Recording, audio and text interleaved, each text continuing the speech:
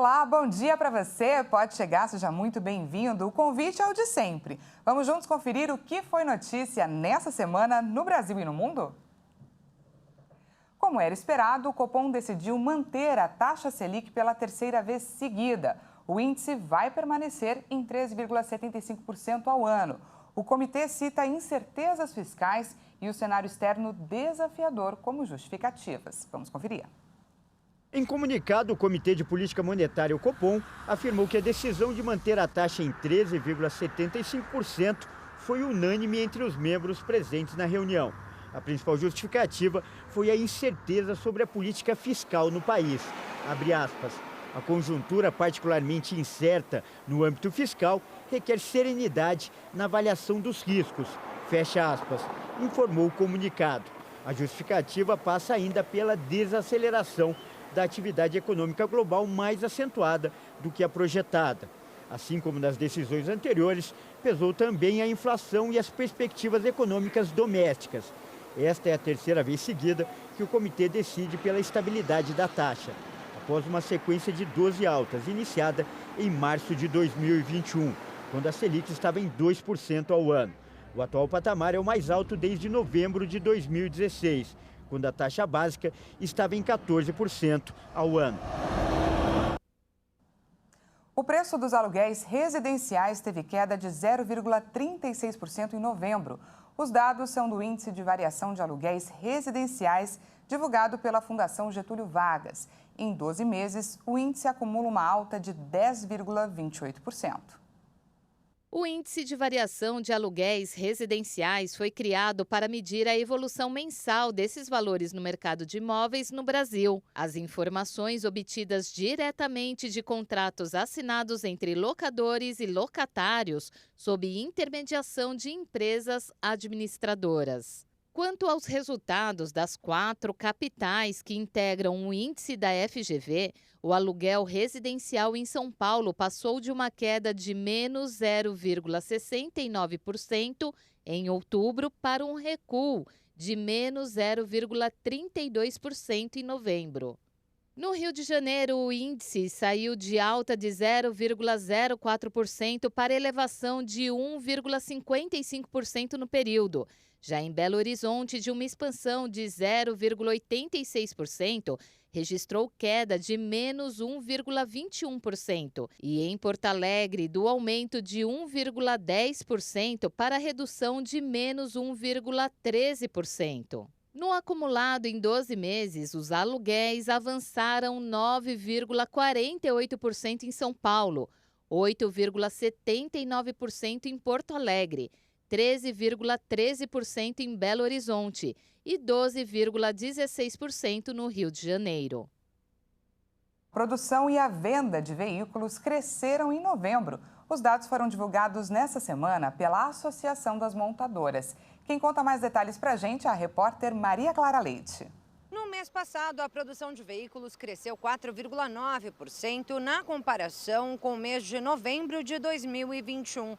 E no acumulado do ano, a alta foi de 6,9%. Segundo a Anfávia, o crescimento na produção pode ser explicado pelas exportações, que aumentaram aí mais de 34% nesse ano. Ao todo, foram produzidos cerca de 216 mil carros de passeio, utilitários leves, caminhões e ônibus, isso só no mês de novembro. E no ano todo, foram quase 2.180.000 unidades. E as vendas de veículos cresceram 17,9% na comparação com novembro do ano passado e 12,8% ante o último mês de outubro. Ainda segundo a Anfávia, no mês de novembro, as montadoras abriram vagas de trabalho e encerraram o período com quase 105 mil pessoas contratadas. E olha só esse número, 1.800.000 pessoas foram vítimas de roubo em 2021. Os números fazem parte da pesquisa nacional por amostra de domicílios contínua divulgada pelo IBGE. A pesquisa da PNAD contínua do IBGE fez um retrato mais abrangente dos crimes contra o patrimônio no Brasil, incluindo os que não são comunicados à polícia. No ano passado, 1,5 milhão de domicílios no país tiveram pelo menos um morador vítima de roubo. São 1.800.000 pessoas com 15 anos ou mais, o que corresponde a 1,1% da população. A maioria dos assaltos aconteceu em áreas urbanas, que corresponde a 94% do total, e a maior parte das vítimas tinha entre 25 e 39 anos. O levantamento apontou que mais de 1,5 milhão de veículos foram furtados ou roubados no Brasil ao longo de 2021. Isso significa dizer que a cada hora são 64 roubos ou furtos de automóveis e motos no país. A maioria das pessoas que tiveram carro ou moto furtada ou roubada deram queixa à polícia ou à guarda municipal. Entre os poucos que preferiram não registrar a ocorrência, as principais alegações foram faltas de provas e medo de represárias. A alta de furtos e roubos de veículos de duas rodas, incluindo bicicletas, tem causado prejuízos às seguradoras e dificultado o fechamento de novos contratos para oferta de proteção financeira contra esses tipos de crime.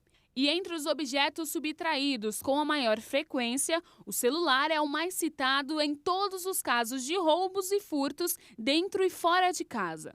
No caso dos roubos, dinheiro em espécie, joias, aparelhos eletrodomésticos e documentos são os mais visados depois dos celulares. E agora falamos de saúde. O Brasil deve ter mais de 2 milhões de casos de câncer nos próximos 3 anos, de acordo com a estimativa do Instituto Nacional do Câncer. Mas um diagnóstico precoce pode aumentar em 90% as chances de cura. Um novo estudo mostrou que é possível detectar vários tipos de câncer pela análise de exames simples. Uma simples análise de amostras de urina e sangue podem detectar a presença de 14 tipos de câncer, mesmo em estágios iniciais, de acordo com o estudo. A descoberta é um importante passo de evolução, já que a detecção precoce por meio de um único teste ajudaria a reduzir a mortalidade pela doença, que geralmente está associada ao diagnóstico em estágio avançado. O estudo examinou um tipo de polissacarídeos presentes na urina e no plasma e descobriu que eles poderiam servir para apontar a presença de câncer, inclusive no estágio 1 da doença. A análise também permite prever a localização dos tumores com uma precisão de 89%. Apesar disso, algumas limitações foram encontradas, como uma sensibilidade de apenas 10% na detecção de câncer em estágio inicial e a impossibilidade de detectar tipos específicos da doença, como tumores no cérebro, no sistema reprodutivo ou urinário. Agora falamos especificamente sobre o câncer de pele. Todo ano são registrados cerca de 185 mil novos casos aqui no Brasil. Em Campo Grande, no Mato Grosso do Sul, um mutirão para o diagnóstico da doença com atendimento gratuito tem sido muito elogiado. É o Dezembro Laranja em Ação, campanha dedicada à conscientização e prevenção da doença nesse mês característico de verão com muito sol. Vamos conferir na reportagem de Wellington Pael. Neste ano, com a diminuição dos casos de Covid-19, a Sociedade Brasileira de Dermatologia retomou os atendimentos presenciais do Dezembro Laranja, campanha nacional de conscientização sobre o câncer de pele. A importância é a gente fazer o diagnóstico, orientar a prevenção, que é muito importante até para a gente diminuir o número de lesões de câncer de pele e diminuir a fila de espera para essas cirurgias, os pacientes que necessitam de tratamento pelo SUS. O câncer de pele responde por 33% de todos os diagnósticos desta doença no Brasil, sendo que o INCA, Instituto Nacional de Câncer, registra a cada ano cerca de 185 mil novos casos. Edmar já passou por essa experiência e hoje não descuida mais da saúde. Eu já tive um câncer de pele e estou voltando aqui porque eu tenho uma outra mancha aqui. Aí eu vim aqui porque isso é muito importante, muito bom. Eu, por exemplo, não deixo passar nada. Deu essa campanha, eu corro atrás. Da mesma forma, Sônia também não perde o mutirão. Por muito tempo vem cuidando da saúde e realizando o seu tratamento. Consegui fazer 3 biópsias, os 3 deu câncer. Faz muitos anos que eu trato. E nessas campanhas eu tenho tido êxito, sabe? Eu acho que para quem está em casa é essencial vir para cá. Porque aqui é o socorro que a gente precisa, porque para conseguir um encaminhamento é difícil. O tipo mais comum, o câncer não melanoma, tem uma letalidade baixa, porém o número de casos é muito alto. A doença acontece pelo crescimento anormal e descontrolado de células que compõem a pele. Mais raro e letal que os carcinomas, o melanoma é o tipo mais agressivo de câncer de pele e registra 8 mil casos anualmente. Os cânceres não melanoma, que é o basocelular e o espinocelular, são os mais frequentes. E eles são fazem mais uma invasão local, né? Se não tratados precocemente, eles têm menos chance de disseminar pelo corpo, mas pode existir essa possibilidade. Por isso que a gente orienta, em qualquer sinal, procurar o especialista para a gente poder estar tratando. A hereditariedade desempenha um papel central no desenvolvimento do melanoma. Por isso, familiares de pacientes diagnosticados com a doença devem se submeter a exames preventivos regularmente. Somente um exame clínico feito por um médico especializado ou uma biópsia podem diagnosticar o câncer de pele, mas é importante estar sempre atento aos sintomas. Feridinhas que não cicatrizam. Então, apareceu uma bolinha, está sangrando, mexe, cutuca, mas ela não cicatriza até 4 semanas, é um alerta para procurar atendimento. No melanoma é a regra do ABCDE. Então, é uma pinta assimétrica, que é ela não ter todos os lados iguais, a borda regular ou irregular, o tamanho dela, as cores e a evolução fazem a gente pensar nos diagnósticos diferenciais para melanoma e nevo atípico, né, que é aquela pintinha que está alterada, mas não chegou nem a ser um melanoma ainda. E nessa semana, mais uma notícia trouxe esperança e ganhou destaque nos noticiários. A Agência de Medicamentos dos Estados Unidos autorizou o grupo farmacêutico suíço Roche a realizar testes de diagnóstico da doença de Alzheimer. De acordo com o laboratório, os testes pretendem detectar a presença de 2 biomarcadores característicos da doença em pacientes com idade a partir de 55 anos. Os testes foram autorizados pela Agência Americana de Medicamentos, o que deve acelerar o processo de análise e liberação. O objetivo é facilitar o diagnóstico do Alzheimer e permitir um melhor atendimento e tratamento para os pacientes, principalmente para impedir o avanço da doença de forma precoce. A gente vai para um rápido intervalo e na volta trazemos um alerta para os pais. Mensalidades escolares podem ter um aumento considerável em 2023. Confira dicas para garantir o estudo dos pequenos. É já, não perca!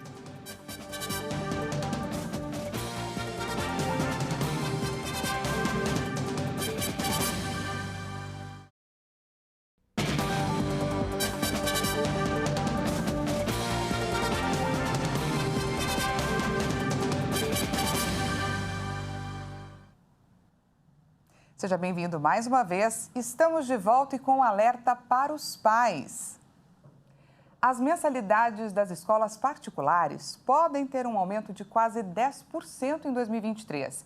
Por isso, muitos pais estão buscando alternativas para garantir o estudo dos filhos.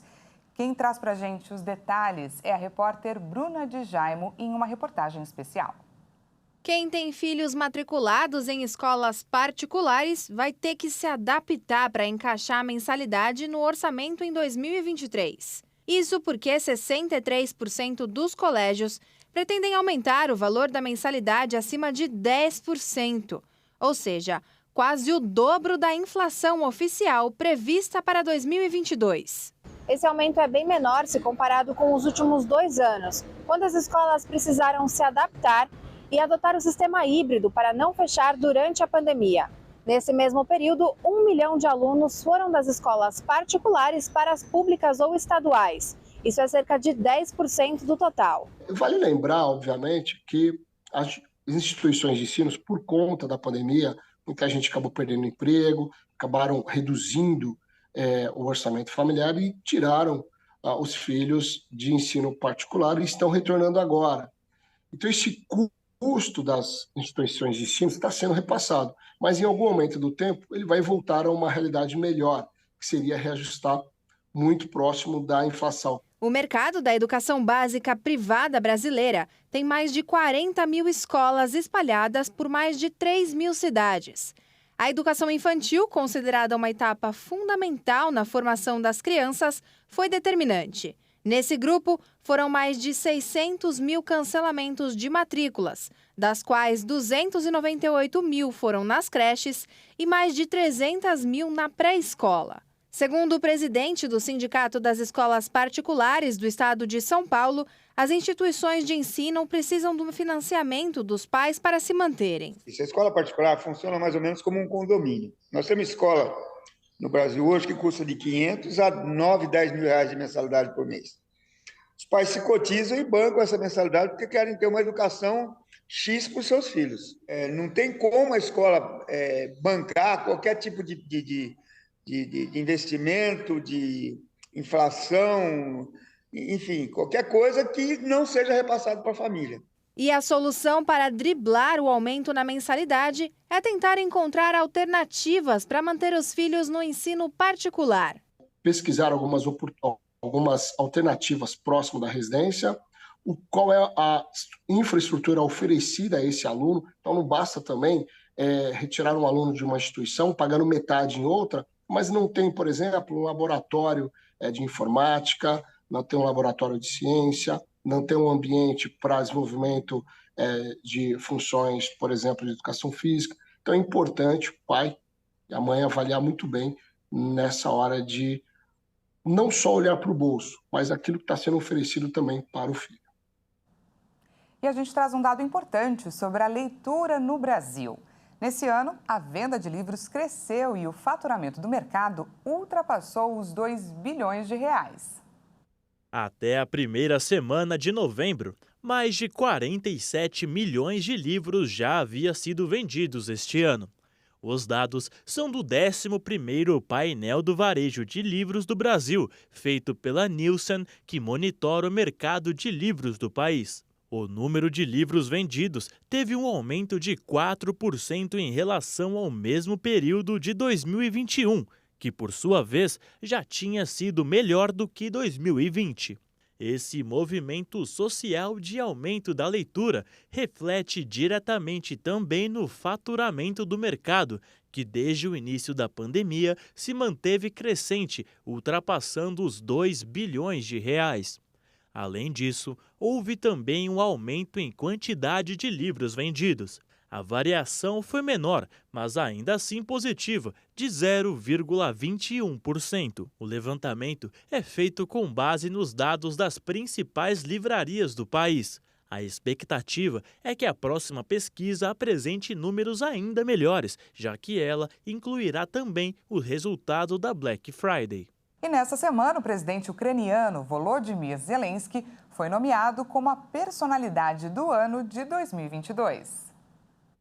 A Time nomeou nesta quarta-feira como personalidade do ano de 2022 da revista o presidente da Ucrânia, Volodymyr Zelensky, assim como o espírito do país pela resistência diante da invasão russa. Edward Felsenthal, editor da revista, afirmou que o líder ucraniano galvanizou o mundo de uma forma que não era vista há décadas e que a decisão desse ano nunca esteve tão clara. A Time ressaltou o trabalho de Zelensky nos dias seguintes ao início da invasão, no dia 24 de fevereiro, com publicações nas redes sociais, além de discursos diários pronunciados à distância para instituições como parlamentos, Banco Mundial e os prêmios Grammy. Eleito com vitória esmagadora em 2019, o ex-ator e comediante era, à época, uma escolha pouco provável para a personalidade do ano. Ele enfrentava um descontentamento público e a invasão russa era apenas um alerta de serviços de inteligência. Quando a invasão foi iniciada, Zelensky passou de presidente em apuros a líder da resistência militar da Ucrânia. Zelensky sucede como personalidade do ano o bilionário Elon Musk, dono da SpaceX e da Tesla, que este ano comprou o Twitter. Em 2007, a personalidade do ano foi o presidente russo Vladimir Putin. Referência mundial no boxe masculino, Cuba anunciou que as mulheres também vão poder praticar o esporte depois de 6 décadas de proibição. As autoridades cubanas planejam montar uma equipe para competir nos Jogos Centro-Americanos de 2023. As autoridades adiantaram que vão trabalhar para recuperar o tempo perdido e formar uma equipe visando os Jogos Centro-Americanos de São Salvador em agosto de 2023. 12 mulheres que teriam uma prioridade. 12 mulheres teriam prioridade. Aquelas atletas de esporte de combate que já têm preparação física e que têm habilidades importantes para o boxe. Que têm algumas habilidades similares ao boxeo. Já contando com a parte física, faríamos um treino intensivo nos aspectos técnico e tático. Faríamos um intensivo nos aspectos de caráter técnico e tático do boxeo. pero ya tenemos la física. O boxe feminino agora é praticado em 187 dos 202 países membros da Associação Internacional de Boxe. A modalidade estreou nos Jogos Olímpicos de 2012 em 3 categorias. Em Tóquio 2020, o número subiu para 5. E em Paris 2024, o boxe feminino vai ter 6 categorias no total. Potência mundial no boxe masculino, Cuba quer se tornar uma referência também entre as mulheres. A cidade de Alcor, local da abertura da Copa do Catar, está oferecendo aos turistas uma experiência para lá de luxuosa e paradisíaca em pleno deserto. E para embarcar nessa aventura, o turista tem que desembolsar aí uma bagatela de R$5 mil por dia. A região é um cenário perfeito para quem quer experimentar o clima desértico do Catar, onde o verão é longo, escaldante, abafado e árido, e as temperaturas podem chegar na casa dos 43 graus. Durante o período dessa Copa do Mundo, uma rede hoteleira instalada no vilarejo está sendo um dos locais mais procurados pelos turistas que viajaram ao país. Ela oferece hospedagem em barracas que tentam reproduzir tendas luxuosas. A suíte oferece uma cama king size e 2 camas de solteiro, além de um armário, um gaveteiro grande, uma televisão smart, um cofre, um ar-condicionado e Wi-Fi. Um quarto que comporte uma família de 4 pessoas, 2 adultos e 2 crianças, custa no mínimo R$ 3.700 por diária. Mas se o hóspede quiser vista para o mar, o preço pode chegar a cerca de R$ 5.200 por diária. Ao todo, são mais de 200 acomodações que começaram a ser construídas em abril e levaram 6 meses para serem finalizadas. O plano da gerência é que a vila seja permanente após o campeonato e aperfeiçoada nos mínimos detalhes. Apesar de ficar em uma região desértica localizada a 50 quilômetros de distância da capital Doha, ainda existem algumas praias por lá, como a praia de Al-Farka e a praia de Al-Chakira.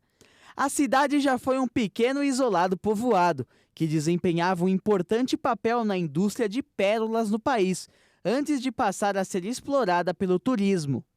Essa edição fica por aqui. Muito obrigada pela companhia, um ótimo final de semana para você e até segunda.